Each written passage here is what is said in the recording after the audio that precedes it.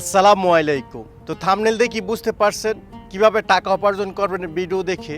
তো প্রথমে বলে নিচ্ছি আজকের ভিডিওটা কোনো ইসলামিক ভিডিও এরকমটা না, অথবা ধর্মের প্রমোটেশন করতেছি এরকমটাও না। জাস্ট টিউটোরিয়াল ভিডিও, কম্পিউটারের প্রয়োজন হবে না, ক্যামেরার প্রয়োজন হবে না।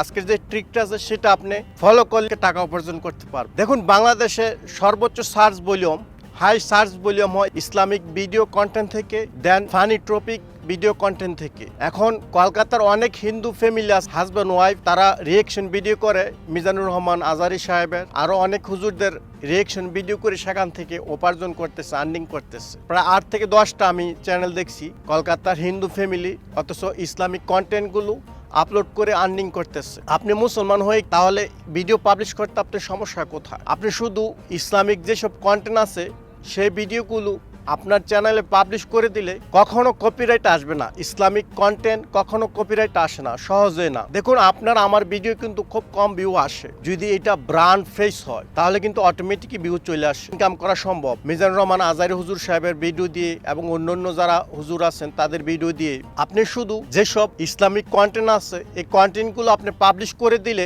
তারা কখনো আপনাকে কপিরাইট স্ট্রাইক পাঠাবে না। আর কপিরাইট স্ট্রাইক কোন কোন চ্যানেলগুলো আসবে, কোন কোনগুলো আসবে না, সেই জিনিসটা আপনার মাথায় রাখতে হবে। ধরুন, যেসব মুহাদ্দিস মুফতি আলেমুল্লাহ আছে তাদের অফিসিয়াল চ্যানেল থেকে যদি আপনি ভিডিও এনে পাবলিশ করেন সেক্ষেত্রে কখনো কপিরাইট আসবে না। অথবা মাদ্রাসার স্টুডেন্ট অথবা যারা ইসলামিক প্রমোটেশন আছে তাদের ভিডিও যদি আইন না আপনার চ্যানেল পাবলিশ করেন কখনো তারা কপিরাইট দেবে না। এগুলো ক্রিয়েটিভ কমেন্টস ভিডিও হতে পারে, কারণ এগুলো ফ্রি দেওয়া থাকে। দুই, কারা কপিরাইট দিবে? যদিও ইসলামিক কন্টেন্ট কোন ধরনের চ্যানেলতে আসলে কপিরাইট আসবে, যেরকম ব্রডকাস্টের চ্যানেল সময় টিভি, রোজ টিভি 24, অথবা পার্সোনাল কোনো ইসলামিক চ্যানেল হলে সেই চ্যানেলের থেকে যদি আপনি কপি করে আপনার ভিডিও পাবলিশ করেন সেক্ষেত্রে কপিরাইট স্ট্রাইক দিবে।